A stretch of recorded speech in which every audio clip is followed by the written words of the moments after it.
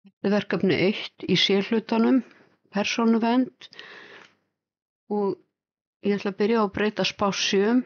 Spássíur er bilið hér fyrir ofan textan og vinstra og hægra megin við hann og fyrir neðan allan textan. Og ég smelli hér á layout flippan, smelli í page setup og hann er stilltur á 3. Ég ætla að breyta honum í 2,5. Þá get ég lækkað mig hérna með því að ýta á öruna niður. 2,5. Neðri spássían á að vera 2 og vinstri og hægri 2,2. Þið geti líka skrifa 2,2. Ef hún kemur með einhverja villumeldingu þá er það vegna þess að komman er ekki jöfnunarstafur hjá okkur og þá þurfum við að breyta því og hafa kommu en ekki punkt.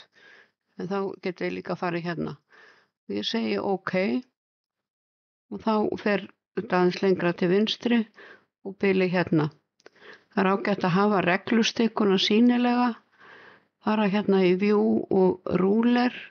Ef það er ekki haka við hana, þá sjáu þið plássið sem þið hafið í á blaðinu. Og ég ætla að vista.